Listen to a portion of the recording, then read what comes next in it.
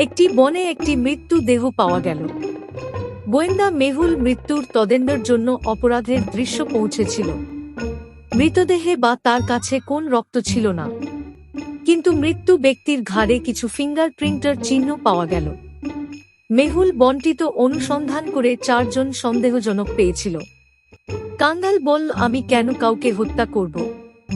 আমি ক্ষুধা বা তৃষ্ণা বৈধ করতে পারি না। আমি এটি করিনি। স্কেরেনু বলল, আমার কাজ হলো কাউকে ডরানো। আমি এটি করিনি। মুমি বলল, মানুষের বিরুদ্ধে আমার কোনো বিরক্তি নেই। আমি আমার পিরামিডে শান্তির পূর্ণভাবে থাকি। জম্মি বলল, গতকাল আমি একটি সাদৃশ্যযুক্ত খাবার খেয়েছি। আমি তাকে কেন হত্যা করব? তাদের বক্তব্য শুনে আপনি কি অনুমান করতে পারেন যে খুনি কে? আপনার টাইম শুরু হয় এখন থেকে। না জানলে কমেন্ট করে জানাতে পারেন।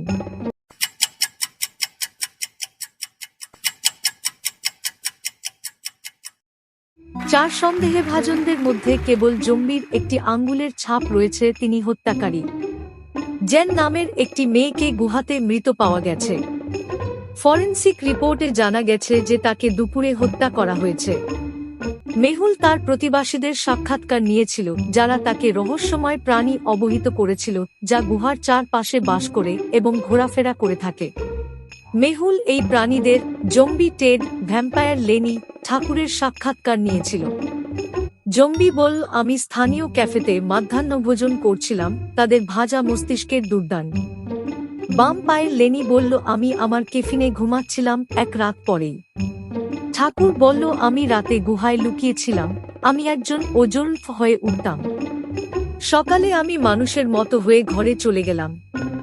এই প্রাণীগুলির মধ্যে জেন মেয়েকে কে হত্যা করেছে? আপনার টাইম শুরু হয় এখন থেকে।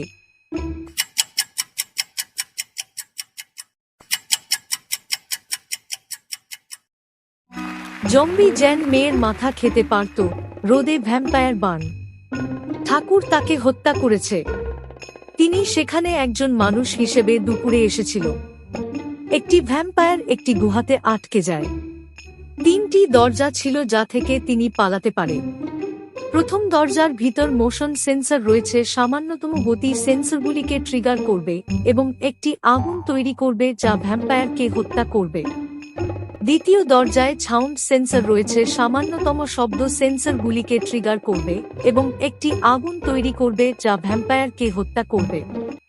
তৃতীয় দরজায় তাপমাত্রা সেন্সর রয়েছে, তাপমাত্রা বৃদ্ধির সামান্যতম সেন্সরগুলিকে ট্রিগার করবে এবং একটি আগুন তৈরি করবে যা ভ্যাম্পায়ারকে হত্যা করে।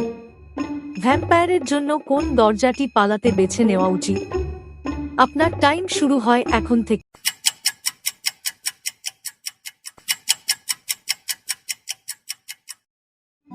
ভ্যাম্পায়ারগুলি ঠান্ডা রক্তাক্ত হয়।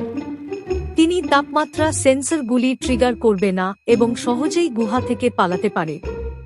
4টি ভ্যাম্পায়ারের একটি পরিবারের একটি বড় লড়াই হয়েছিল এবং তারা সকলেই তাদের কক্ষে গিয়েছিল। কিছুক্ষণ পরে প্রাচীনতম ভ্যাম্পায়ার অভিযোগ করছিল যে কেউ তার রক্ত চুরি করেছে।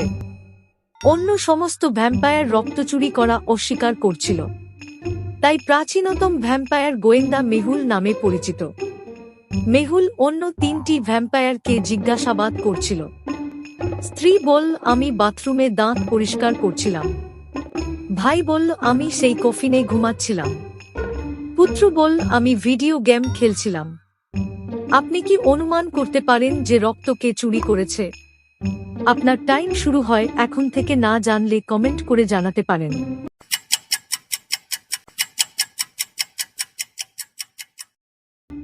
ভাই বলেছিল যে তিনি তার কফিনে ঘুমাচ্ছিল, তবে তিনি যে কফিনটি দেখিয়েছিল তিনি এতে ফিট করতে সক্ষম হবে না।